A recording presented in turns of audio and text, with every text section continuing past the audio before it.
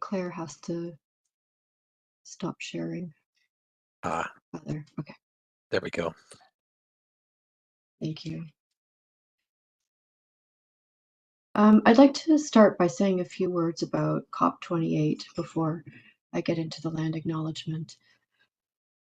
So as we are coming to the end of the first week of the UN Climate Change Conference, we can reflect on the critical role of Indigenous peoples at the conference.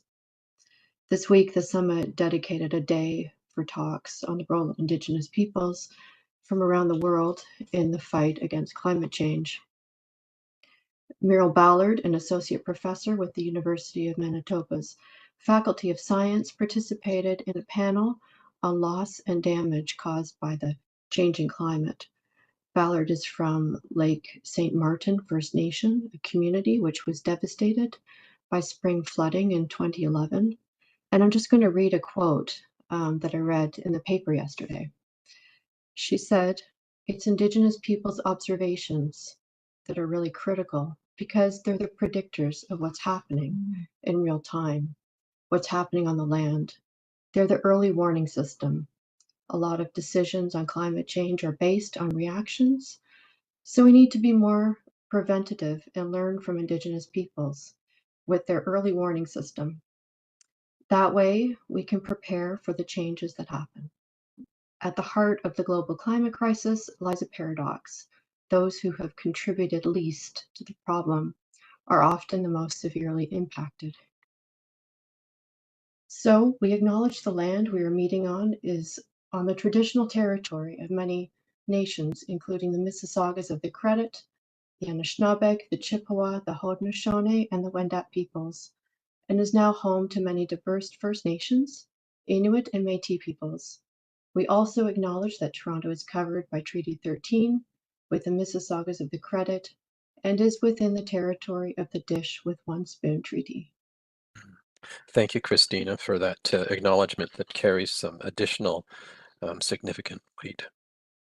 I just wanted to remind everybody who's attending this afternoon that the sessions that we hold are recorded, and in addition to that, today's session is also being live streamed on YouTube, which is currently active.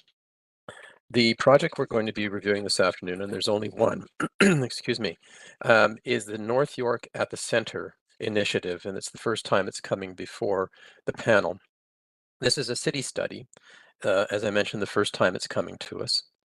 We will have an hour, and I'm going to say hour and 25 minutes scheduled for the review. And it is a formal review session, but it has no vote at the end, but certainly time for comments and input. Staff have been given a 35-minute time period for their presentation, and we'll have questions and discussion that will follow that. As I mentioned, the session is being live streamed on YouTube. The recording will also be available on the City Planning YouTube channel following the meeting. I'm going to move on next to the roll call. And panel members, as I call your name, if you could just confirm that you're online and whether you have any conflict of interest. And I'll start with Meg. Present, no conflict. Thank you, Meg. Dima. Present, no conflict. Thanks, Dima. Heather. Here and no conflict. Thank you, Heather. Michael. Present, no conflict. Thanks, Michael. Jim. Present, no conflict. Thank you, Jim. And Joe. Present, no conflict. Great. And I understand, Leanne, that Ralph is unable to make it. Yes, correct. And have I missed any panel members at all? Just yell at me and I'll include you. No? Okay. Paul is present and has a conflict. Oh, yes, that's right. As a presenter. Wearing a different hat, yes. Okay, yes, okay. So you're here, you have a conflict of interest. So noted. Okay. Then, and my apologies, Paul, will you be making part of the presentation? No, I'm only here to answer any supplementary questions that may come up. Excellent, just to clarify for the audience then. Yep. Thank you. So before we get started, panel members, don't forget the 3 questions, the questions that have come from the staff. Keep those in mind when you're adding your comments during the discussion period, and certainly provide comments of appreciation and concern where it's required in both directions. And then finally, we'll begin with the staff presentation. And I understand the team members are Shan from Urban Design, Stephen from Community Planning, Yana from Strategic Initiatives, Policy and Analysis, and Diane from Transportation Planning. Welcome all. And as soon as the presentation is up on the screen, we'll begin. And while that's happening, the team that's presenting, you'll have 35 minutes. And at the 34-minute mark, I'll just gently raise my hand and let you know you have a minute to close. Okay, the floor is yours. So good afternoon, everyone. So today we're here to talk about North York at the Center, a city area study. My name is Shan Lee. I'm a senior urban designer in North York District. I'm also the urban design lead for this study from City of Toronto. So together with me today, there are my colleagues, Stephen Gardner, senior planner from Community Planning in North York District, and Yana Newman, senior planner from Strategic Initiatives. So both Stephen and Yana are the project co-leads for this study. And we also have Diane Ho, senior planner from Transportation Planning in North York. Diane is co-leading the transportation component with Transportation Services for the study. We also have Claire Wan from Urban Design to help us share the slide deck for this meeting. Thanks, Claire. So the reason why we're here today is to introduce this planning study to the design review panel and generate feedbacks on the key issues and opportunities, as well as emerging public realm and built form considerations. We're also interested in hearing your recommendations on the public realm and built form strategies. So in the next 25 to 30 minutes or so, we'll first provide project overview, and then talk about the study context and these issues and opportunities, as well as the emerging public realm and built form considerations and the evaluation criteria. Finally, we'll have 3 questions for the panel member, and we'd like to hear your opinions. So now I'll pass on to Stephen to talk about the project overview and the planning context. Thank you, Shan. We can move on to the next slide. Thank you. North York at the Center is a review of the North York Center secondary plan. You can see the current secondary plan area on the screen on the left side. It's generally the area along Yonge Street from Highway 401 to Cummer Drury at the north, extending generally between Beecroft and Doris Avenue, the service roads that you'll hear us talk about. There's a number of reasons that we're looking at this. We're looking to refresh the vision to guide continued growth within the center. Some of this is because it's been a number of years, 25 years, in fact, since the plan has been reviewed, so it's a little bit out of date in conformity with provincial plans. It's also, though, an opportunity for us to look holistically at the center in terms of how it's grown in those past 25 years and how it can grow in the future to ensure that the growth continues to contribute positively to the place that has been created and to continue to make it a good place to live and work for people. It also offers opportunities for us to look at ways to embed resilience to climate change and integrating 25 years of thought in terms of environmental planning and thought into the center and how it continues to grow. Next slide. Part of this, it's a very broad-based exercise looking at a number of different things and the different components of the project. Probably those that are most relevant to the design review panel and its thoughts as it looks at the study are the built form, the mobility, public realm, and the parks and open space and how they tie together. But as you can see on the slide, we're looking at a very broad range of issues, and at the end of the project, we'll be tying that all together in the implementation strategy as we look to move forward with how we actually rewrite the North York Center secondary plan to provide a new vision and new development criteria to guide it along. Next slide. So as has been mentioned, the project is being led by the City of Toronto through City Planning, with Community Planning and Strategic Initiatives co-leading it along with Urban Design and Transportation Planning. We also have a number of other city divisions that are involved in the project. And to undertake the project, we have 2 consulting teams that have been retained to focus on different parts of it. We have a primary consulting team looking at a very broad range of items, the land use, the built form, mobility, servicing, the engagement, and we have a secondary team looking at specifically non-residential items, because one of the things that we'll talk about a little bit, although it's possibly not the core interest of the design review panel, is the non-residential land uses that make up part of the center being so dynamic, and how we continue to achieve a good mix of both residential civic facilities and non-residential uses beyond just retail within the center. Next slide. In terms of the overall project phases and deliverables, we're in the middle of phase 1 right now with this first meeting with the DRP on the study. A week and a half or so ago, we had our first public event, a visioning exercise held at the Memorial Hall at the North York Public Library, where we had the public come in and engage and discuss what they like about North York Centre as it is today, what they'd like to see in the centre in the future, and helping us identify issues they have. The second phase of the study, this phase of the study concludes with a background report in early 2024, going through the work done by the consulting teams, looking at the issues, the challenges, the opportunities as they exist now. The second phase of the project, commencing in early 2024 and moving through to around August or September in 2024, is looking at options and directions, looking at what the center might look like, and that results in an options and directions report. And then the final phase of the study is taking that options and directions report and a preferred option for a future built form and vision for North York Centre and its needs is to an implementation strategy, hopefully by the end of 2024, that would lead us into 2025, where staff would be taking it to council to look for direction to write new policies to update the North York Centre secondary plan. Next slide. So the DRP is one of many activities we are currently undertaking in terms of engagement for different forums and different audiences. We are working on engaging with Indigenous communities. We have already started to engage with the public. We've had technical advisory committee with services and utilities, local advisory committee meeting with members of the public and community organizations in North York Centre. We will be meeting with the business community as we go forward with the non-residential review. So we're trying to make sure that we catch different audiences to get different feedback, different opinions, and a different understanding of what exists today and what would be beneficial moving forward in the center. Next slide. So with that bit of background on the study, just moving forward to a bit of context.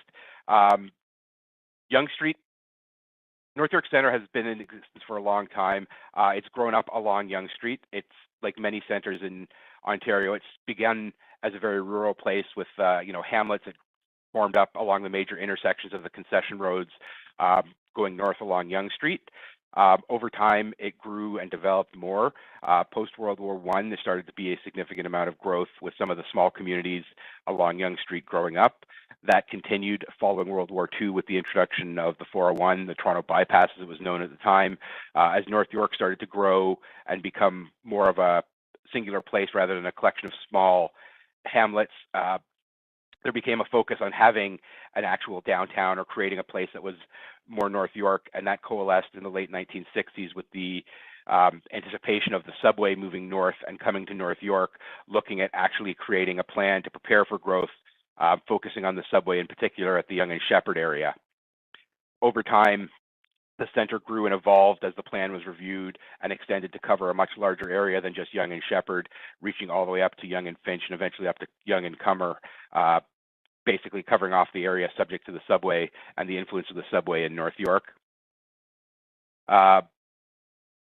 Some of the sort of keys that have been there since the beginning in the secondary plan that sort of have guided the planning vision on Yonge Street and how it's been thought about in the secondary plan is Yonge Street as a central spine of the development area with clusters at the major intersections, initially at Yonge and Sheppard, later at Yonge and Finch, and then eventually when the North York Centre station itself was added between them, Yonge and Empress Walk. There's sort of been three sort of clusters of development that have grown up adjacent to those. One of the other things that's been a principle since the introduction of the plan was the creation of the Ring Road, which I'll speak to a little bit more with Doris and Beecroft, creating a strong cluster of civic and public institutions with the creation of the North York Civic Centre complex, which is now Mel Lastman Square, and as well a strong parks and open space system that reflected some of the creeks that existed in the area prior to development and trying to ensure that the needs of the community are met. Next slide. So just a little bit of land use planning context to North York Centre. It is one of the 4 centres identified in the City of Toronto official plan. I think in terms of physical area, it's the largest of the 4 on Yonge Street. It's generally mixed use areas within the City of Toronto official plan. There are a few small pockets of parks and a couple of utilities, with the utility corridor at Finch, north of Finch. And then, as I mentioned earlier, you see the secondary plan area, which has been generally been focused on Yonge Street for development over the years. Next slide. So looking at a little bit of the growth context and some of the preliminary work that's been done to date in looking at the study and starting to examine the area, North York Centre has sort of treated itself in the planning policy differently for the north and the south. The south half, sort of from Empress down to the 401, has had a more non-residential focus with the civic cluster and with large areas that have been identified only for non-residential land uses as what's permitted. That's posing challenges as we're seeing development now with a changing world of work and a lot of things that have happened where it's been a challenge to achieve those policies that were written about non-residential uses. The center has experienced a lot of growth though, but there's challenges to what's left in terms of sites that haven't redeveloped in recent years that we'll talk about later in the presentation, where a lot of sites are challenged either by the presence of existing utilities which can't locate under Yonge Street because of the subway, which takes up a lot of the space in Yonge Street for municipal services, or because of the nature of the properties that are left. A lot of them are smaller sites in individual ownership, where many of the larger sites have been developed or consolidated. There are, however, opportunities. And one of the things we're looking at is how the North York Centre secondary plan might be able to align with some of the other initiatives, such as the protected major transit station areas. There are 3 of them within North York Centre. They expand beyond the centre, given the sort of range of 500 to 800 meters that's generally thought about as the target for development in proximity to higher order transit, such as the 3 subway stations. There are opportunities in thinking about what should happen in those areas if there are opportunities and what that policy framework might look like. Also looking at how to maintain growth for employment, not just residential uses. That's one of the reasons we have a non-residential consulting team that I mentioned earlier, specifically because of the challenges faced by achieving a continuing balance between residential and non-residential uses. And then because of some of the challenges of the physical configuration of the lands that remain, there are opportunities for looking at different types of buildings and different housing typologies, both within the center and potentially within those expansion areas of the PMTSAs. Next slide. And so just to go back again, just to sort of highlight again the transportation context, the 3 subway stations within the center at Shepherd Yonge, North York Centre, and Finch. And then I talked a little bit about the service road, which you can see on the right. It's shown in the pale blue. It's hopefully visible. But this has been a part of the plan since the beginning, the creation of Doris on the east side of Yonge Street and Beecroft on the west side of Yonge Street to support Yonge Street and development along the Yonge Street corridor. There are opportunities. This has been largely funded and constructed by the development that's happened in the center through the planning framework and through the development over time that has occurred within the center. They're largely complete, with the last stages being worked on at the moment for both of them to sort of finish them out to allow other projects to happen, such as the Reimagine Yonge redesign of Yonge Street that we'll talk about in a little bit. And with that, I think next slide and back over to Shan. Thanks, Stephen. So the secondary plan has been a very great tool for redevelopments throughout the years. So it has established a strong public realm visions that was unique for the time that was created. So it emphasized, like, for example, Yonge Street as a central spine for the redevelopments, and highlight Yonge Street Promenade as the main public realm street to support this vision. It also set up the goal to enhance the public realm in the area through the provision of parks, open spaces, streetscape improvements, such as providing tree-lined streets for the arterial and the collector roads. And also envisions like parks along the edges of the center as part of the transition from the higher density areas to the lower density neighborhood outside of the boundary. It also includes like Oak Creek as part of a linear walking system that connects the center to the surrounding area. Next slide, please. So the North York Centre secondary plan is a very detailed plan. It has very detailed performed policies to support Yonge Street's role as the main public realm street. For example, it requires buildings along Yonge Street to be set back approximately 4 meters from the property line to create approximately 10-meter wide boulevard space and pedestrian zone on Yonge Street, measured from the road curb to the building face. It also requires buildings within this 10-meter of built-to-line zone to be between 8 meters and 25 meters in height in order to achieve a pedestrian scale street wall conditions along Yonge Street. And any building, any higher buildings or towers above that height should be set back like 10 meters on 2/3 of the street frontage. So the higher buildings may be located on 1/3 of the street frontage, provided they have an architectural treatment such as cornice at the building base to delineate the lower portion from the upper portion of the buildings. Next slide. So in our current Toronto Urban Design Streetscape Manual, identifies Yonge Street as a special street and has specific details regarding to this like 10-meter pedestrian promenade. For example, it asks for tree plantings with open planter design along the curb of Yonge Street. It has detailed requirements regarding the locations and sizes of the planters. It also has requirements on the paving patterns, sizes, and materials within this pedestrian zone. So in addition to these requirements on the pedestrian boulevard, the secondary plan also envisioned a landscape median with tree plantings in the center of Yonge Street. So all these requirements are to enhance the pedestrian realm and ensure a continuous streetscape on Yonge Street. Next, please. The secondary plan also identify the prime frontage and the retail and grade uses are mainly along Yonge Street. And they expand a bit from Yonge Street towards east and west on the major east-west streets such as Shepherd Avenue and Finch Avenue. So nowadays you see a variety of retail such as restaurants, shops, fruit markets along Yonge Street exist like in either 2-story retail buildings or at the base of the high-rise buildings. So in the summertime, you can also see a lot of people sitting in the outdoor patios, like chatting and enjoying their meals on Yonge Street. And this is what the secondary plan was envisioned. Next, please. Yeah. So with regards to the public realm on the other streets, such as on the service road and the side streets, the secondary plan also has the policies to achieve an attractive and safe pedestrian environment. For example, it asks to separate and define the sidewalks and roadways through the use of landscaping features such as tree plantings and street furniture.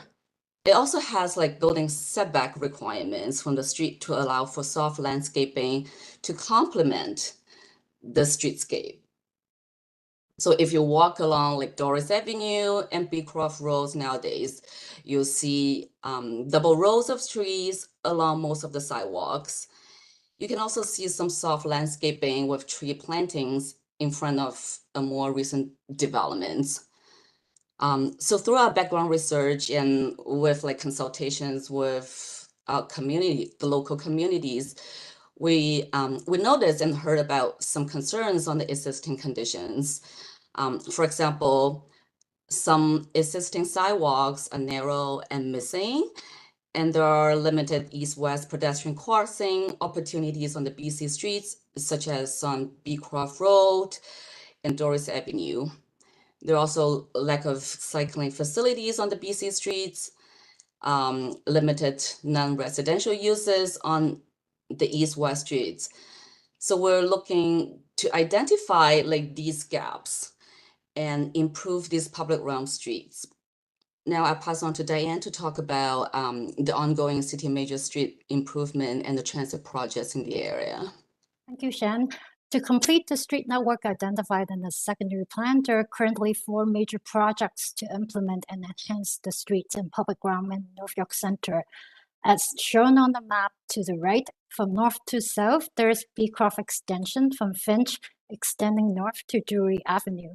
There's the Reimagining Young project with recommended cycle tracks from the Finch Hydro Corridor to just north of the Highway 401 interchange. For the section between Finch and Shepherd, the recommended design includes a reduction of the number of travel lanes from 3 to 2 lanes in each direction to accommodate wider sidewalks, raised cycle track, extension of the center landscape median, and enhanced public realm. Near Shepherd, there is the Doris Extension project from Shepherd South to Endell, connecting to Tradewin and Avondale to complete the service road on the east side of Yonge Street. At the Yonge and Highway 401 interchange, the City and the Ministry of Transportation Ontario will also be initiating an environmental assessment study next year to further evaluate options to improve the traffic flow as well as the pedestrian and cycling connections at the interchange. In addition to all these street projects, there are also a few other ongoing transit projects in the area, including the Yonge North Subway extension to extend the existing Line 1 subway from Finch Station North to York Region. Metrolinx has also recently launched the Shepherd Extension initial business case to study options to extend the existing 9-4 Shepherd subway to the east and west. The city is also undertaking the REPTEAL study to improve the service transit network in the city. Within North York Center, Finch Avenue East and Shepherd Avenue West are 2 of the top 20 corridors that have been identified for further study in the next phase. I will pass it back to Shen.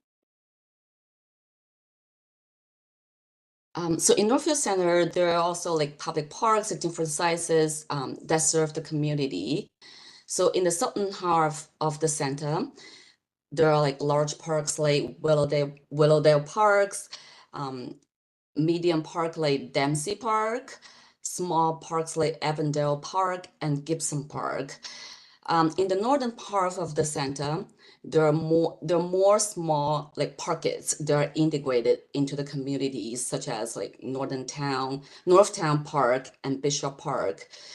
As I mentioned before, there are also parks along the edges of the center as part of a transition from the higher density areas to lower density neighborhoods.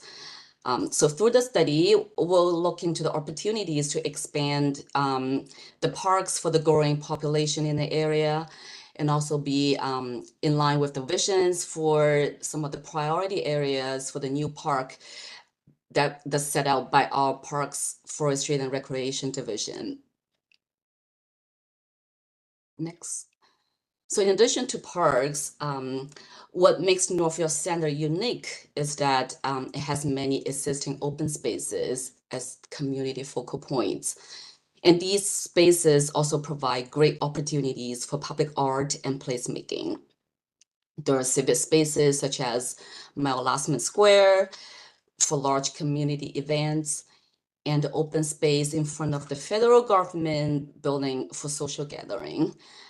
There are also a few plazas along Yonge Streets and gardens between the existing apartment buildings in the communities for the local residents.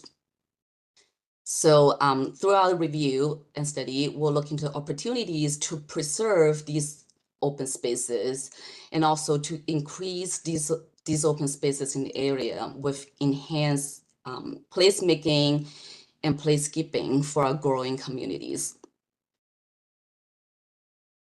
So how do we help people to get to these open spaces and connect people to the adjacent communities?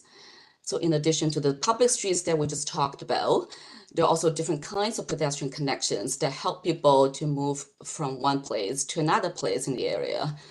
For example, there's city-owned mid-block pedestrian paths, as well as a few pedestrian mid-block connections in the private properties that are allowed for public access. There are also some indoor pedestrian paths, such as the path in the Civic Center, atrium in the public library, and the Empress Walk in the shopping plaza, which is like to the east of Yonge Street.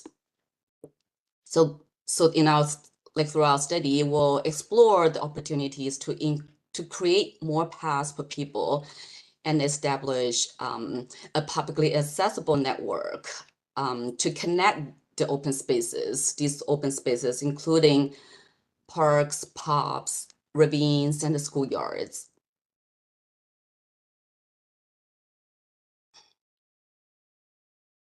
We're also looking to the climate change aspect. It's important to integrate the resilience and sustainability thinking into how we plan and grow our city, especially when we're in the middle of a climate emergency. So the diagram on the left illustrates the heat vulnerability index in the Northfield Center. It shows a long stretch east of Yonge has a very high heat vulnerability, and the majority of the areas in the center ranges from medium to high heat vulnerability. So in the diagram in the middle, it shows there are also high amounts of impermeable surfaces that can increase the urban heat island effect. Tree cover is also a key factor in determining the heat vulnerability. So the diagram on the right shows most of the tree canopy in the center along the service roads, and also concentrated in a few areas. For example, the area east of Yonge and south of Shepherd, as well as the area west of Yonge and near the northern boundary of the study area. But throughout the entire center, the study area, the tree canopy cover is low. The average tree canopy cover is about 15%, which is lower than the city average of 30%. And the city's target for the tree canopy cover is 40% by 2050. We'll be looking into, throughout the study, we'll be looking into how to green the area and expand the tree canopy and permeable surfaces.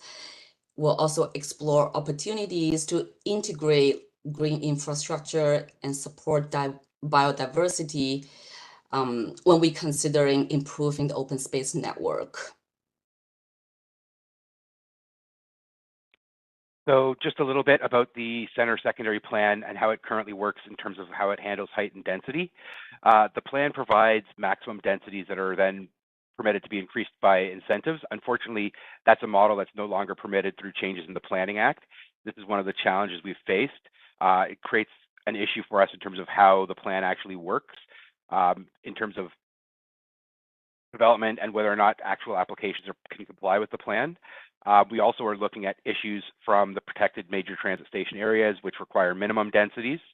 However, there are also opportunities posed by looking at and reassessing the model that's been in place in terms of densities and height limits, in terms of looking at the boundaries east and west potentially to align with the PMTSAs, but also looking at a switch from a very rigid density and height model as the built form that was the concept when the heights and these densities were set 25 years ago. The sort of built form has changed from a fatter, larger floor plate to smaller, more point towers. So there's opportunities in looking at the secondary plan as we go forward, looking at performance standard-based tools and on-site direction for specific sites through the plan where there may be challenges to identify sites that can be redeveloped with a different built form that we might normally see occurring through the city. Next slide.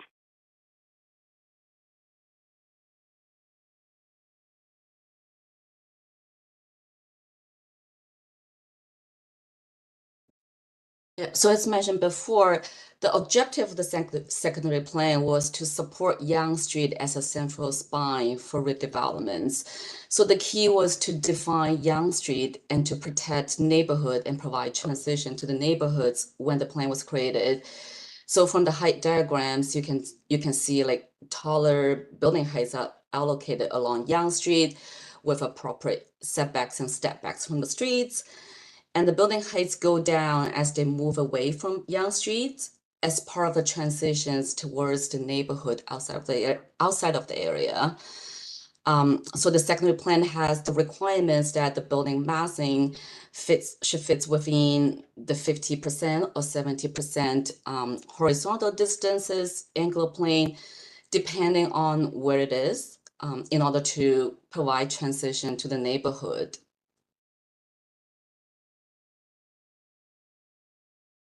So nowadays you see like taller building heights along Yonge streets and lower building heights away from Yonge streets. But we start to see some challenges on applying some of this horizontal distance angular plane requirements in some locations within the boundary.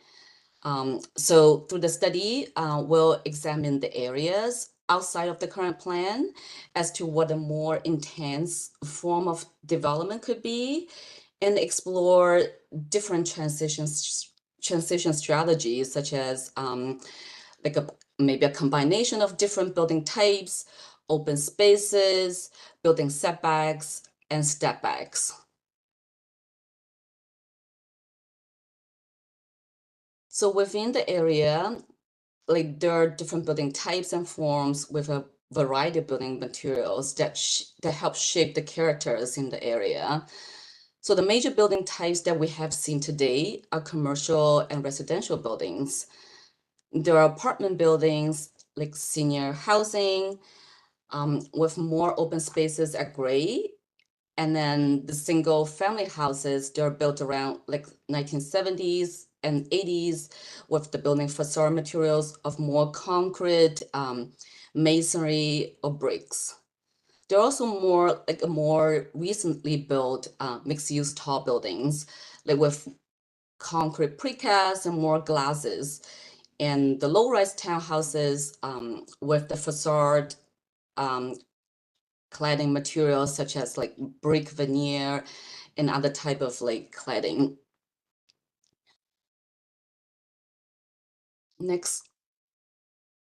So in addition to like all these commercial and residential buildings, you can also see a variety of building types that make Northfield Center unique. So there are Civic Center building, federal government building, Toronto District School Board Education Center, Toronto Catholic District School Board's office. Like we also have like designated heritage buildings that represent the culture at the time when they were created, such as Dempsey Hardware Store, Northfield Hydro Buildings, again, TDSB Education Center office, as well as a few houses that have like cultural heritage value.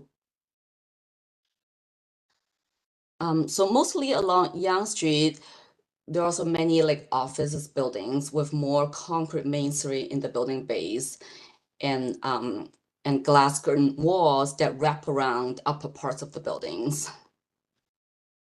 So you can see like there are a lot of different variety of the building types in the Northfield Center. So just quickly on some of the recent developments, you see buildings that have generally been following the tall building guidelines for the City of Toronto from the recent developments along Yonge Street in terms of things like tower floor plates and tower separations. These are some of the things that have not always aligned with the way the plan was written 25 years ago, the way buildings are thought about. Some of these sites have dealt with some of the constraints that we've touched upon, such as there's a series of public lanes at the rear of properties, particularly on the east side of Yonge Street, where there's not development potential because of restrictions. And I see Gordon popping up, so we want to get to the end here because we're running short on our time. So if you jump to the next slide, Claire. And just to ask, how much more time do you need? Probably 5 minutes tops. I think I was going to talk for another 30 seconds here on this slide that's up, and then Shan was going to take us through the emerging issues to the questions. Okay, in order for the panel to get a full sense of the scope of what you've done so far, another 5 minutes will work. Perfect. Thank you, Gordon. So just to get back to my train of thought, some of the issues that we've been seeing with developments and with the existing policy has been the transition between the area that's in the center and the surrounding neighborhoods that's occurring now. some of those limited development opportunities because of sites that are very small or very constrained. How do we think creatively outside of the box of either the existing planning policy framework, which we know is dated and we've been told is dated and we've seen it's dated as the development industry looks at what it can do, but also looking beyond not just the tall building guidelines, but how we think creatively within the city as to what form of development might work to allow some of those sites that are constrained by either the subway or by the servicing that can't go under Yonge Street because of the subway to make sure that the city actually works. And then looking at as well, getting back into some of the other things, because of the way the service roads have been developed historically, in some ways they've acted as a barrier to those neighborhoods east and west of the center because there's a lot of limited pedestrian crossings and connectivity, and a lot of streets were cut off as part of the original thought process on how those service roads would work. There may be opportunities, especially if we start looking at how to integrate the PMTSAs, which extend beyond the east and west side of the center, to better integrate pedestrian transportation, active transportation, creating greenways and opportunities to link those areas east and west better into the center so that people can move both into and out of the center in better ways. And those also create opportunities for things like placemaking and improvements throughout the center to public art, civic spaces, and opportunities to sort of create markers for where you are within North York Center, as there are some examples of with some of the parks and some of the places that have been created over the years by the city. And with that, back to Shan to wrap up sort of the last thoughts and take us to the questions.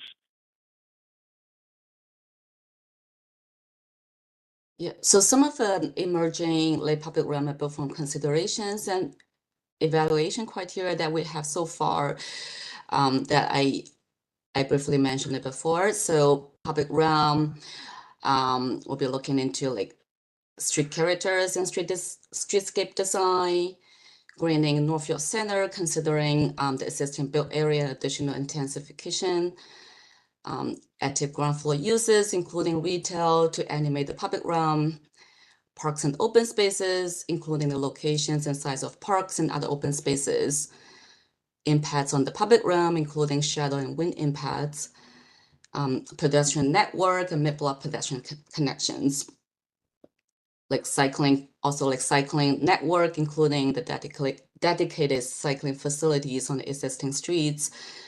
Last but not least, the community focal points, key views, and public art. For the built form part, so we'll be looking into the built form transition to the public realm, including the parks and open spaces and areas outside of the boundary, mix of building types and the locations in relationship to the surrounding context. And building mass, including base building heights, building heights and building step backs, building design materiality from health, sustainability and life cycle perspective, and also some considerations on the heritage resources. So here's the questions.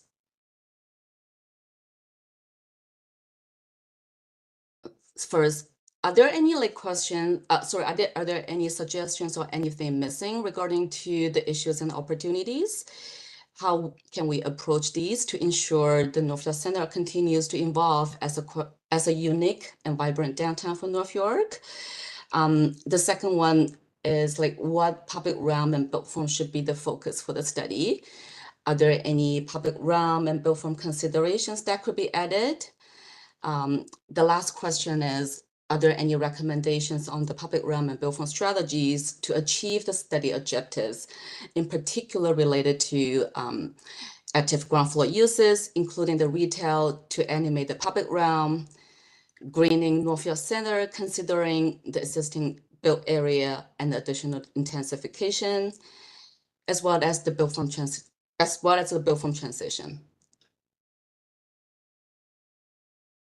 Great. And that's the end of the presentation? Yes. Yes, it is. Thank you very much to all of you for the presentation. Panel members, we're going to move on to questions of clarification from panel members to the city staff. And I understand that the team also has some knowledge holders in the background there who may be able to answer particular questions that you have. So if you could raise your virtual hand I will keep track. I see Joe. We'll start with you. Thanks, Gord. My question is this, I think based on this presentation, I candidly do not have a good sense of the current conditions in North York Civic Center. And I appreciate that your intention is to come back to the DRP the next time with recommended options for a future development policy. But I fear that there's a kind of a deep analysis that's really missing here. So my question is, are you or the team that you've engaged going to do the kind of extensive mapping of existing conditions that would really help inform this kind of, once in a generation kind of review of things? And by that, I mean, I don't see any data, very little data that is specific to specific zones along the study area. Data like park area per person or across the study area, school capacity, school locations, transit capacity at each station in relation to current populations, social and community center capacity, infrastructure capacity. I don't see any of that. So what I'm talking about in my experience is, you begin an exercise like this with a huge amount of mapping and visualization, and that combines data and graphics, and I'm not seeing much of that. Is that, and my fear is that you're just going to have this kind of skin deep analysis that leads to, candidly, very high level general policy that's only going to be so helpful in the future. So is there an effort to, will there be an effort to do detailed mapping and data collection that gives everybody a much better sense of what in fact is really going on in North York just now? Thank you. Thank you for the question, Joe. I can jump in here. The scope of the work does include that. It's true at this stage in the study, it hasn't fully formulated in terms of coming across on the slides, but I don't know if we can ask Paul to speak to the consultant's work over the last few months and the upcoming phase 1 summary report, where I believe a lot of the existing conditions mapping will be provided. I'll turn over to Paul.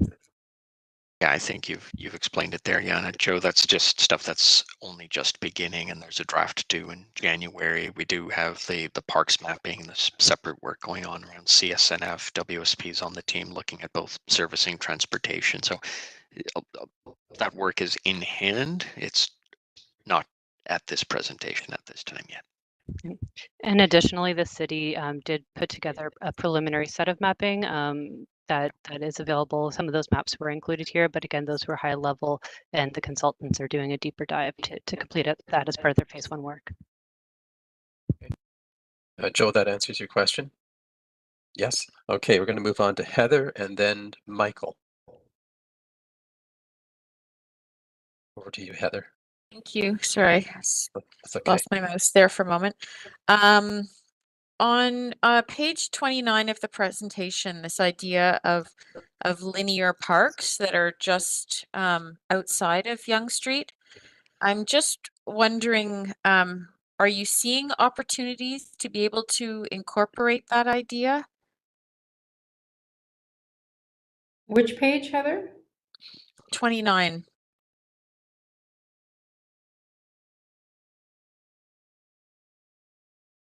Is that the one? Nope. That's 29. 26. Sorry.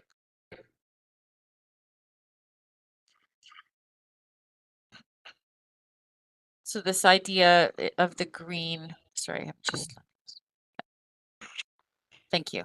Yeah, that's my question. I think we can also ask Paul to step in and speak to this slide with the work that the consulting team is undertaking. Sure.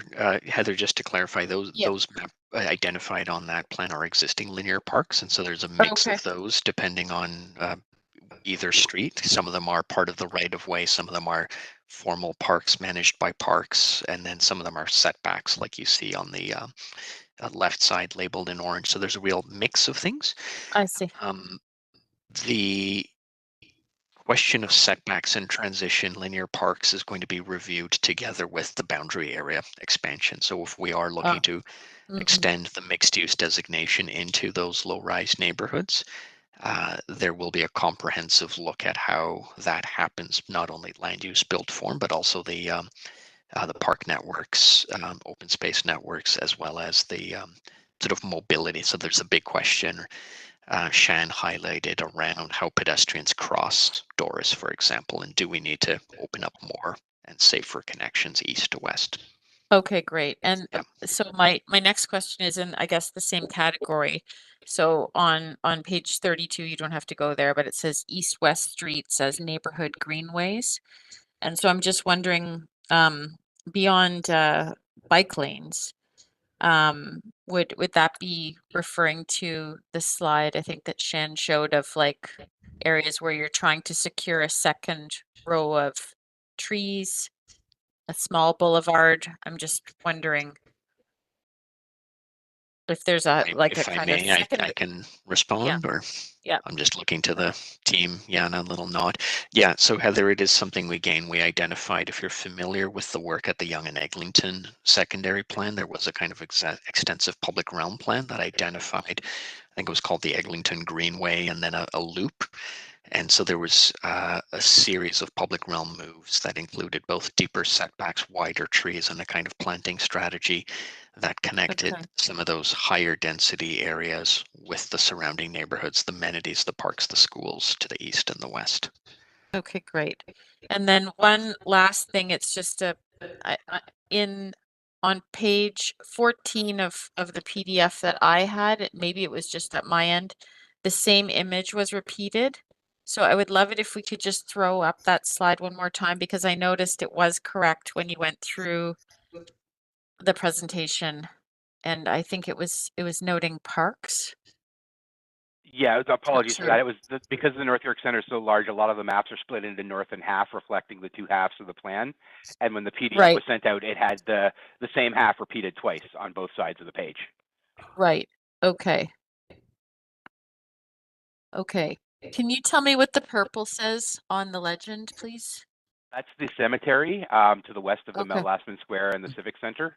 The large purple block on the left side is, and I believe the other, the high school is caught in the purple. I believe it's schools and other civic spaces. Just looking at the map. Okay. Okay, great.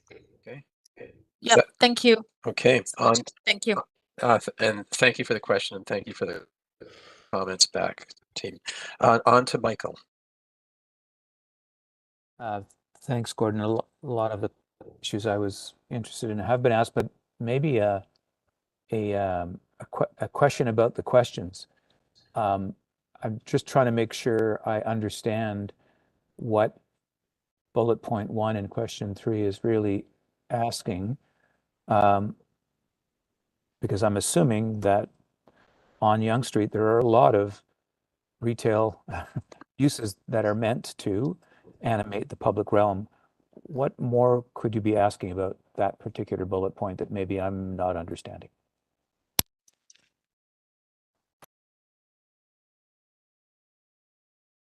Sean, if yeah, no, we're just take asking. that one.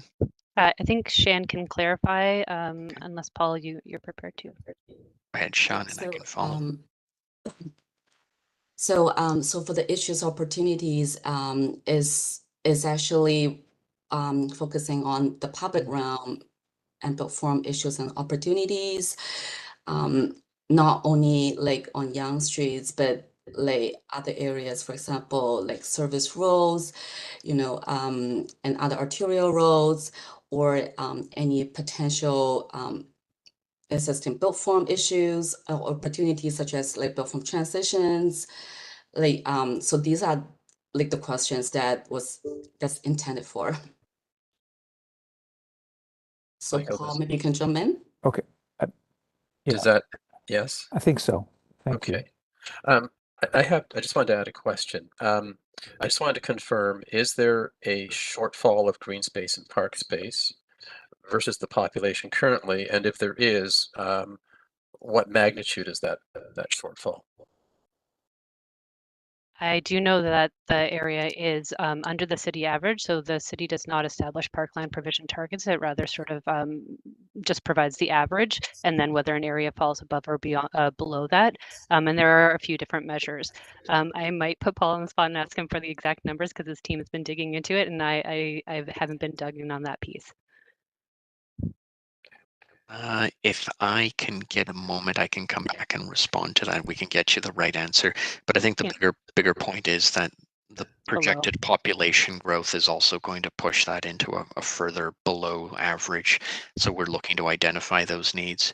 And beyond just a kind of quantitative count, I think there's a shortage of the recreational spaces very clearly has been identified.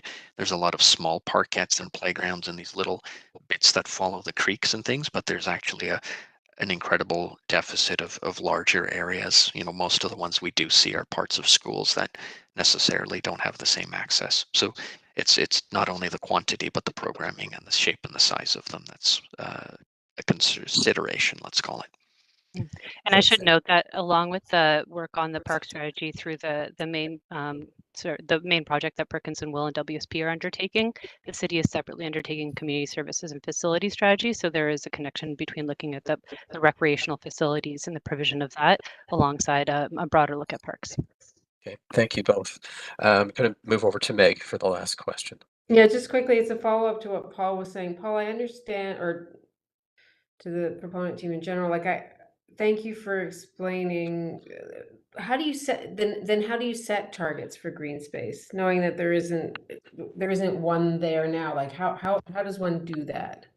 Like how do you establish what the benchmark should be? I think that the approach that we're taking, and this is sort of part of the study to determine that the approach for the area is to not lose any more park space, and then to optimize opportunities through redevelopment to either add new or consolidate park spaces and improve access to them.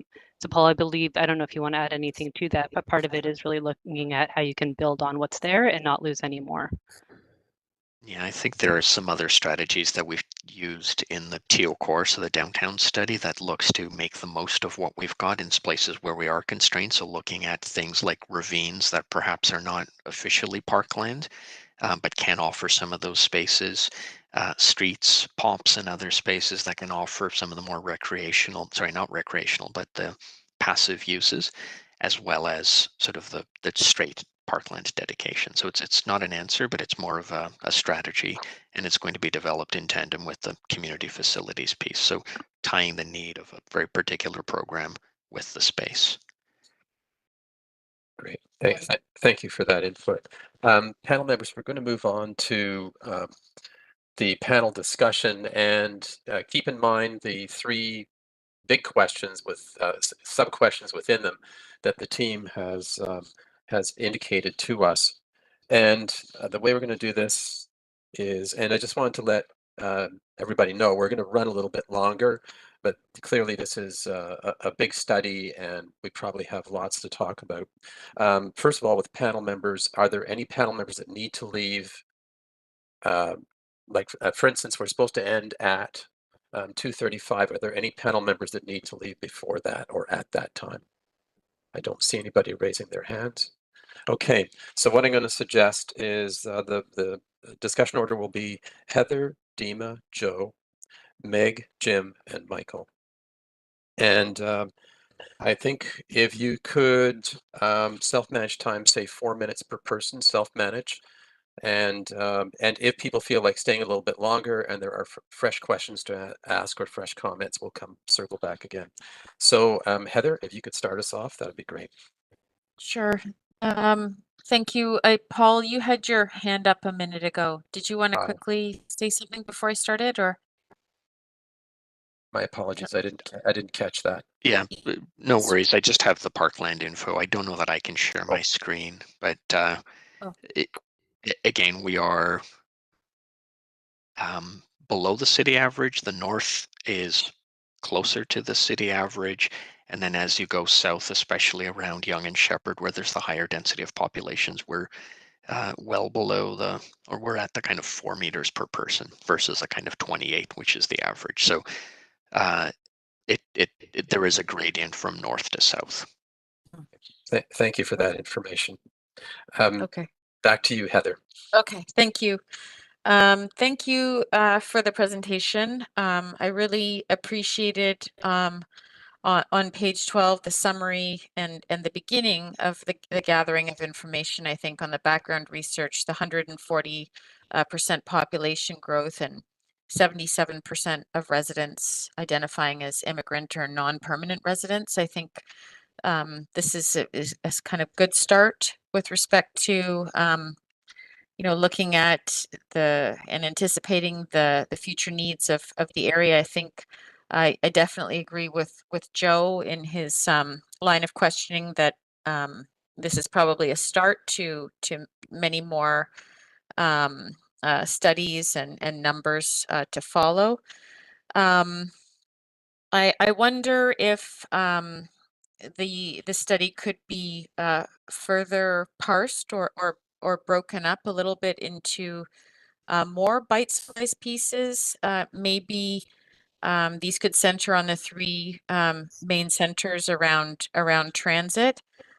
Just again, looking at some of the mapping that was contained in this the slide deck that we were given, if you kind of do a kind of squint test on some of these mappings, it does look like three kind of distinct areas. So wondering if, knowing that Yonge Street will unify the study area, are there opportunities for more distinct areas to happen within?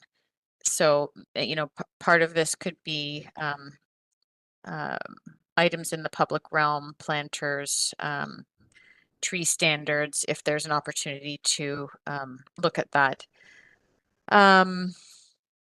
With respect to green space, certainly this is a challenge when you look at page 20 and noting that there's really only one future park that's earmarked in the pink purple color at 25 Holmes Avenue, and this is probably related to the question that Meg had. So and it sounds like the team has already sort of identified this as a challenge, trying to eke out new open spaces. So I think that that's something that the panel would love to hear more on when this project comes back, I believe in June. I appreciated page 21, the idea of community focal points and public art. I wonder if that study could be brought up to the kind of standards on page 20 with respect to open spaces and really mapped as plazas.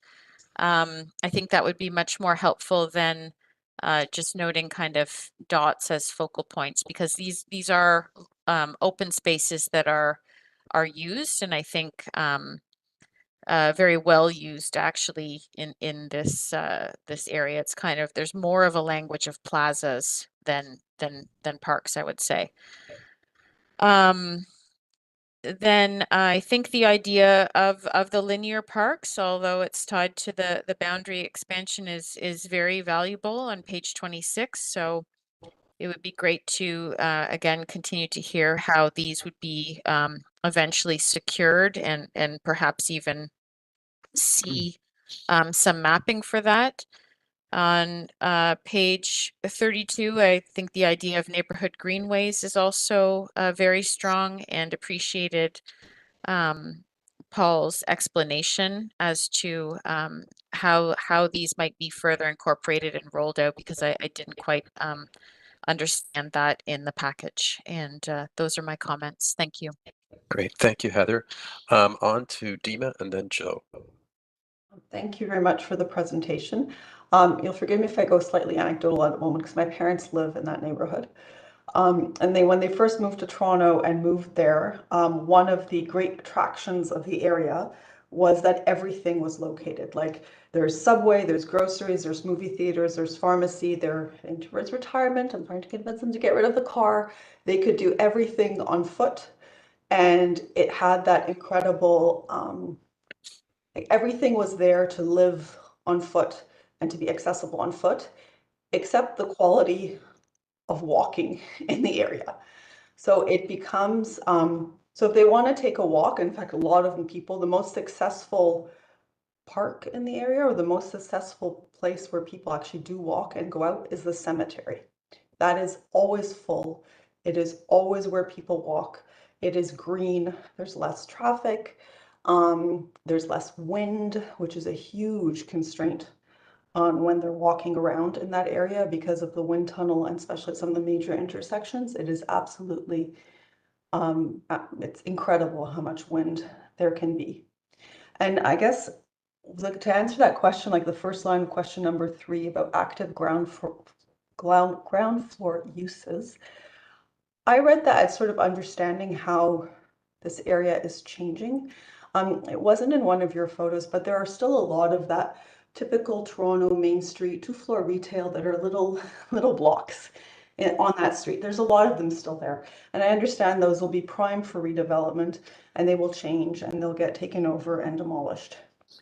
But the one thing those, or that type of built form does to the street is it's actually at a scale that is for the pedestrian. And we often talk about street wall, and we worry about the height of a building, but we're not worrying about the actual, as you walk down the street, how the street animates and changes.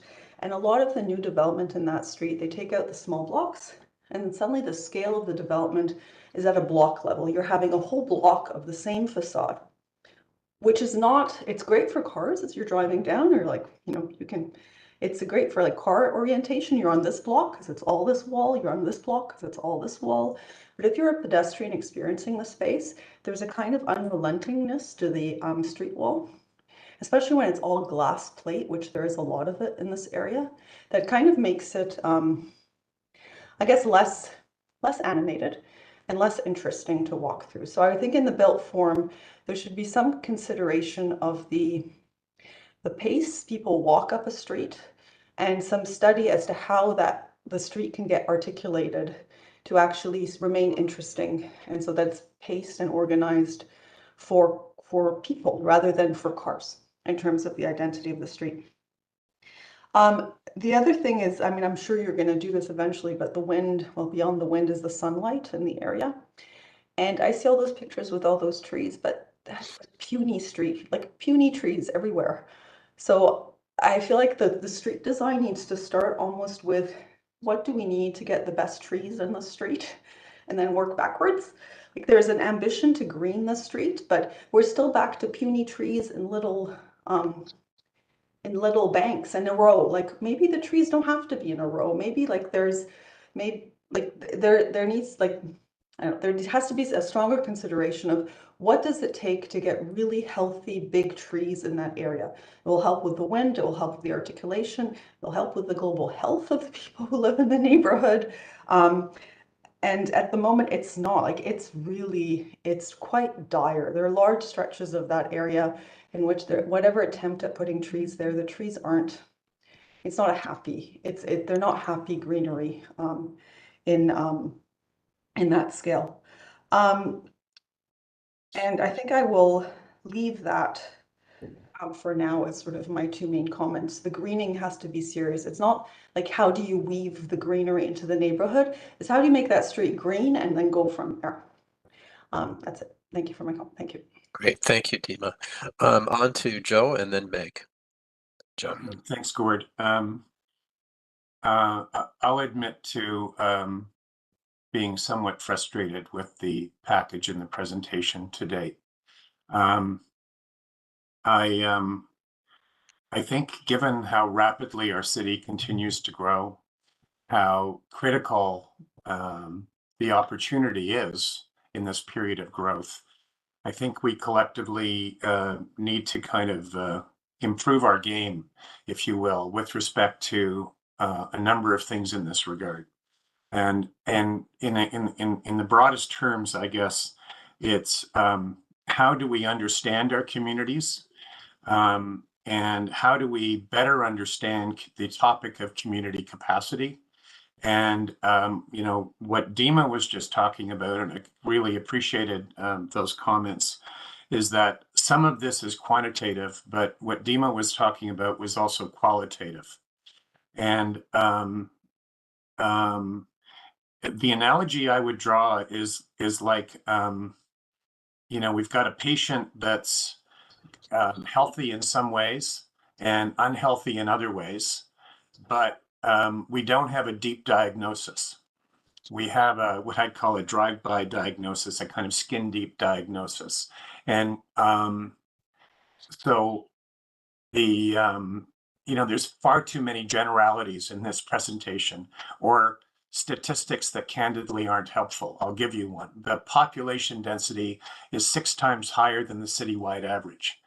That's actually not a very helpful statistic at all. What I'd like to know is, what are the specific populations at each subway station, and how does that compare to every other subway station in the city specifically? Averages are not useful. What we need are benchmarks. We need to advance our conversation around community capacity in a I think a much better way. Where this leads me, I would have expected to see a lot more mapping at this stage, and a lot more analysis that's deep, and that would really help to provide everybody, including the community you're going out to engage, with a kind of real description of the health of this place.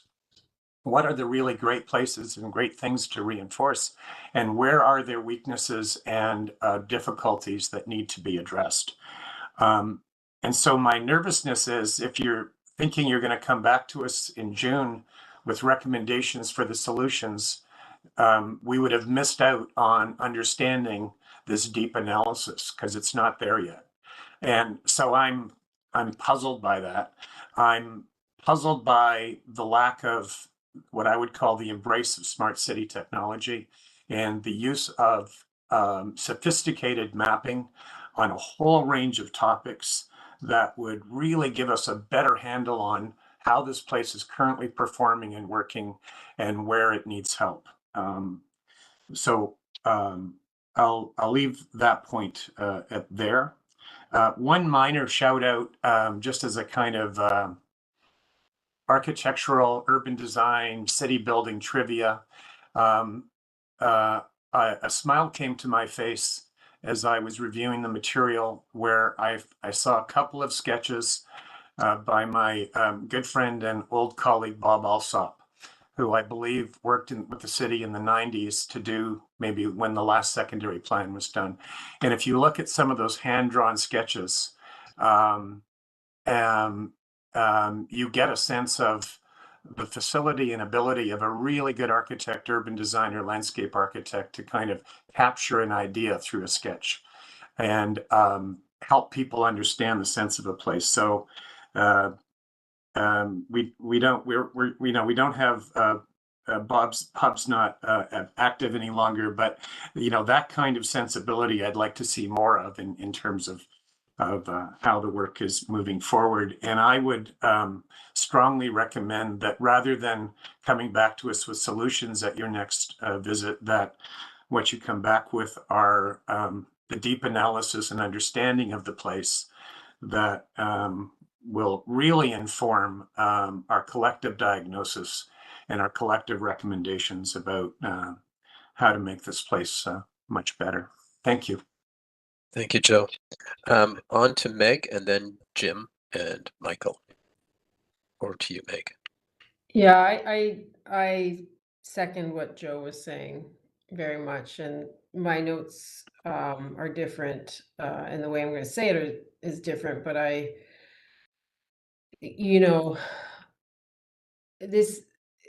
it lacks what we saw today lacks development. I realize you're in an early stage, but it also lacks big ideas. And so our commentary is only, I think, at some level going to be critical of that, and also not specific to anything that on your end is necessarily actionable in terms of your questions, because I don't think we're there yet. I agree with Joe that modeling and I've underlined in my notes critical analysis. I think Joe called it skin deep versus a deep dive. I can't remember. But that critical analysis is necessary, not a document. So we don't need I mean, you do need to document what's going on now, but we need that critical analysis of what is working and what isn't working. And that's going to take a lot of work. But that deep dive is critical. The slide on opportunities hints at some creative thinking, and I was, there's some great ideas there. But following out of the initial comment, there has to be big thinking now. Expectations have to be set now before people start snapping up properties and assuming they can do for certain prices and assume they can do certain things with them. Like as a city need to be definitive about what it is that makes a good city and what makes good space. That doesn't mean we have to have Central Park up here. I don't think that's not likely, and I don't think it's not necessarily necessary. But we can't be timid. We can't be timid about this, and we can't be armchair about it. Like there has to be, go out and really, like as Joe says, document it and living space that people are using on a daily basis, and go out there several times too. Over the course of the year and over the course of days and evenings. The idea though that Paul, I think, spoke to, or that I was intuiting or gleaning or maybe reading between the lines, I hope I got it right, from what Paul was saying, was that there would be a focus more, in the absence of creating a high park or not even a high park, that's really big, but consolidating current spaces and making new, that there'd be more of a focus on the streets. I mean, I think that's, that has a lot of potential, but it has to be, to Dima's point too, it has to be robust, and it has to also come back to Yonge Street in existing conditions where those trees and that green space wasn't sufficient. I mean, I hate using the word climate emergency because I think everybody's inured to it at this point, but we need to create a better city, and we need to create one that's greener and healthier and that absorbs water and absorbs heat. That connectivity maybe is the main principle of what we do moving forward, which is that we make the boulevards wider. We give the trees a lot more room than they have currently now. We give more green space back. Why are the planters on Yonge Street so narrow? They're quite small, and make those bigger, put bigger medians in, prioritize green space over hard space and plazas, in my view. Like, make this super green. That will help with the relentlessness Dima talked about, because there's nothing you're going to be able to do. There's nothing we can do to those buildings now that are so relentless along Yonge Street, but except for perhaps create something in front of them that is much more substantive and helps mitigate them. The next notes on my page are really they're a little disjointed. But they are questions, largely like retail. There is in your questions there about retail. How should we and can we rely on it like we have in the past? Retail has changed. I know it's always been like the go-to for the ground floor, but I really think that needs some deep analysis and some thinking around setting targets. I understand Paul's point very much that that's not the way it's done, but in any case, I think we have to have some metrics around that and around some expectations and goals about what we can achieve here. I would say, unlike Heather, I'm less concerned with distinguishing the three areas from each other unless it's a substantive difference of form that you're going to see from one zone to the next. Like, I think in Toronto, we've relied in some cases far too heavily on using different like street furniture and things like that. And that's really, it doesn't do much at all, really, frankly. In some cases, it's a bit risible, but so that's something, going back to the green space, if you can make substantive difference with the green space, I think that Yonge Street will just be Yonge Street behind it at some level. And finally, I would be super interested in a lot more height in exchange for green space at grade. And I think that we have to think in different ways about that street frontage and setbacks in order to achieve the kind of greening of our cities and the health and longevity of our cities that we need to achieve in 2023. Thank you. Thank you, Meg. Moving on to Jim and then Michael. Thanks for the presentation.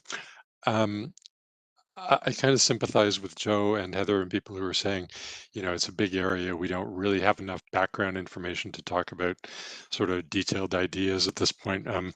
I guess I'm fortunate that I was the manager for the Reimagining Young EA, so I may jump into some more specific ideas here. I think in terms of issues and opportunities, I think there's still a real division between the center and the surrounding neighborhoods, and somehow promoting more connection to those neighborhoods would get more people walking and cycling to help support active uses in the center. I don't think those the large scale retail spaces promote walking the way small scale spaces do, further to kind of Dima's comments. Doris and Beecroft are really not very inviting for pedestrians. They're very much the back door of the center. And, I understand there needs to be streets for traffic to kind of move fairly quickly on, but I think there still needs to be a balance on those streets. And I guess the kind of overall one is that when we were doing the EA, we were trying to create a street for 50 years. And I don't think we ever really came to a concrete idea of what that meant in terms of design for a street. But I think it is an idea that's worth continuing to think about for the area in terms of transportation, making room for all types of vehicles from e-bikes to regular bikes to scooters to everything, but also with putting pedestrian movement and safety as the first priority to make sure people feel safe walking here, and so they will walk here.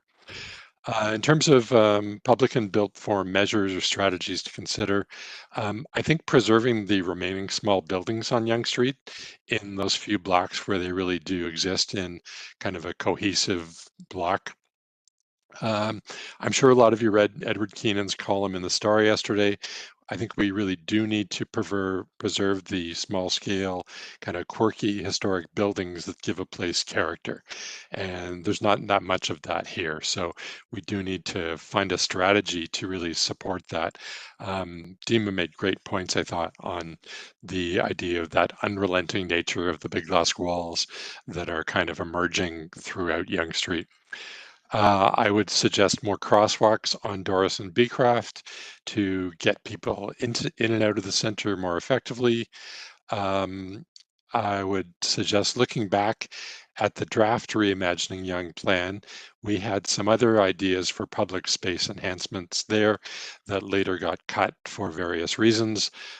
Things at Olive Square in the north, the Federal Building, and enhancements of Lastman Square to kind of really build the street out, or build the square out into Yonge Street to really create a magnified sense of place.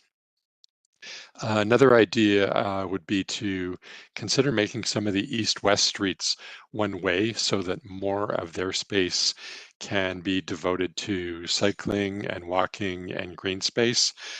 For example, North York Boulevard might be one. It has very few driveways. That would really, I think, help to reach the tree canopy goal, which I think is very important for the area. I do really support the idea of more internal and external pedestrian pathways, east-west. That will, again, get people walking and make the area more alive. And I would get rid of the Green Pea parking lot on Beecroft. There's lots of other parking in the area. If you look at the EA, we documented all that in great detail. So I would remove that parking lot and plant a forest, again, to work towards the tree canopy goal. And maybe just another idea about Doris and Beecroft and how they are kind of land planned arterials. There's lots of space there. So I think I would really kind of focus on putting some of the public art there to make them interesting streets to walk on. There's lots of space to put that on, and that would really make them kind of more special places for people. I think that's it for me. Thank you. Thank you, Jim. And last but not least, Michael. Well, tough to go after such good commentary, and especially Jim. That's the level of detail that you've shared is really quite extraordinary. Thank you for that. In the very first year of the Design Review Panel, one of the visits we made was to North York, and we walked Doris and Beecroft together with Yonge Street, and I think at the time I was feeling that this was such a major piece of urban design, that the complementary Doris and Beecroft together with the urban public realm of Yonge Street was remarkable. I would say, looking back on it now, 16 years later, I think there are some unmet expectations on all three. Jim, you identified some experiences on Doris and Beecroft. My view is slightly different. I do appreciate that there's a kind of a landscape continuity there that you don't find anywhere else, that does make a good transition between the residential neighborhoods either side and to the center. But still, you're right. There's the landscape urbanism only gets so far and doesn't really do all that's needed to make a complete street and maybe a safe feeling environment. The 10-meter wide sidewalks on Yonge Street, they're very effective, I think, at some of the main intersections, but continuity of those up the street when there's only either no planting or narrow planting reinforces that sense that it's a impermeable surface without enough tree cover and a less hospitable environment. So I realize that there's a lot that may be coming in reconsidering Yonge Street and other things, but to all of those who commented on prioritizing tree cover and green as a starting point, and we often talk about how do you define a public realm? Well, you start with the public realm, and then you see how the built form responds to it. And I would say that is a priority that this study should give, and because the statistics that you did show about cover, hard surface, and heat sensitivity tell you the story that is obvious when you're there. It needs the biggest attention. Last thing I would say is, we have in Toronto, I mean, you can look at the world, but in Toronto, we have many examples of significantly transformed streets over the last 20 years. Some are about to arrive, like the reimagining of University Avenue. Some have just opened, like Wellington Street, between Dundas and not Dundas, between Bathurst and Spadina. Queens Quay, significant, completely reimagined street with a focus on active transportation supported by transit. And so there are examples there of and of course, the hard to explain its current status, but of course the rail deck park. I think Yonge Street in this area needs a vision of that order of magnitude, not tweaking at the edges, not adjusting, but it is such an important arterial. It is the population density we know is going to grow.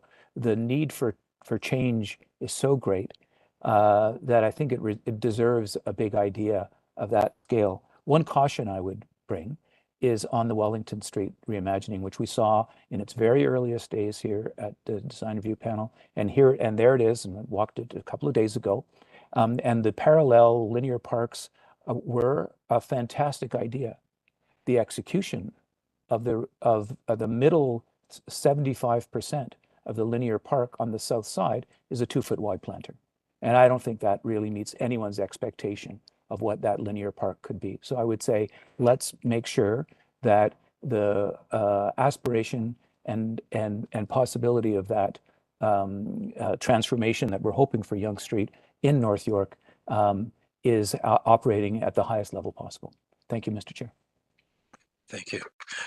Thank you, panel members, for the comments. We don't hold a vote on this, but we do have the comments that have come from panel members that will become minutes, and then I'll take a moment to just sort of provide a high-level outlining of some of the key points that I've heard come through from panel members. And I'd sort of gathered them together under the following titles. One would be Big Challenge. These are in no particular order. Big Challenge, Sufficient Information or Communication, Green Space, and Public / Pedestrian Realm. And it's interesting, I think, Michael, you picked up on how when the panel first started in 2007, I can remember some of the earliest projects were ones that were in North York. And it's interesting as a big challenge that it has been one of those parts of the city that each time a project comes up, we see that challenge continue.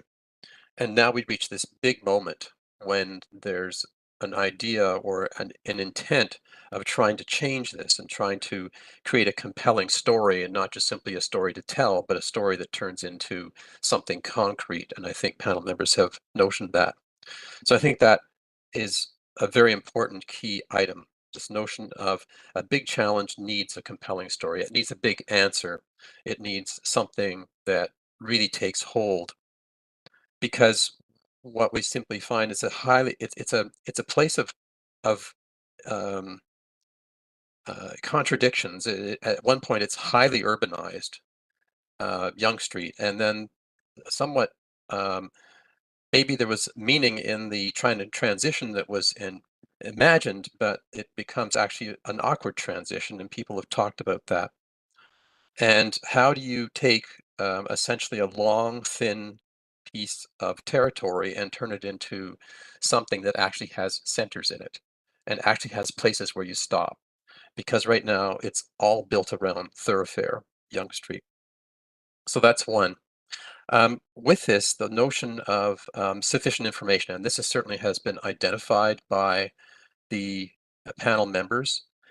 And it's sensed from the answers that have come back from the team that there is work taking place. It's taking place in the background, and we're just not seeing it in the presentation. But it still is worthwhile saying that the communication that we're getting right now, and we look at the timeline, that there's more that we need to see at this stage in order to meet the next time that you come to us. So perhaps this might lead to having an interim meeting if everybody is agreeable, so that we can see some of that deep dive information. So under communication / sufficient information, quantitative and qualitative information, deep analysis needed now. There has been mention about smart city tech approach, and that this will help with the deep dive and hopefully the beginnings of big thinking that come out of that. So there is some frustration that's been expressed. Green space has been mentioned often, and this could be because this area is it's not the epicenter, but it's one of the epicenters of looking at the lack of green space, the heat island capacity of this space. You can see that it's reached beyond a critical stage. So green space has been mentioned very often. And I can't think of anything better than the Young Eglinton study that was brought up earlier in the presentation, because it was amazing to see how a team had sat down and they had gleaned out of every possible area within Young and Eglinton tendrils of green and green space, not just as a big park, but in a series of small parks and connections, in order to tie an area together and to create something that people perhaps didn't even know was there. So in green space and mentioning Young Eglinton study, and the notion of super green being perhaps a big part of the story is really important. And then under public and pedestrian realm, and I apologize for rambling, Dima's personal story about the cemetery being the best place to walk as versus downtown, I think says a lot about that focus that is needed, and I think you're already starting in on that, to try to make it that not the cemetery is not the only good place that you can go to have a good walk, and to increase that connectivity and quality throughout, and to the permeability that's been mentioned. So Leanne, I think I've given you a task there. What I typically do afterwards is I sit at home and I turn it into something coherent, but that gives you a little bit of a sense of some of the high points. You can tell from the panel members' comments that we're really invested in this. This is so important. Lately, we've seen some extremely important studies that have been underway and initiatives. So we look forward to this coming back. We look forward to the second visit, but if anything, if this makes sense to everybody, that we have if this is 1A, then maybe we should have a 1B meeting so that you can share with us the deep dive that you have indicated is taking place in the background. I think that's it for now. Thank you, everybody. Last comments, everybody have a wonderful break. This is the end of yet another year, 2007 to 2023 and onward into 2024 and beyond for the design review panel. And it's the people who bring the projects forward, and it's the people at the city and the people that are gathered to provide the comments that makes this work.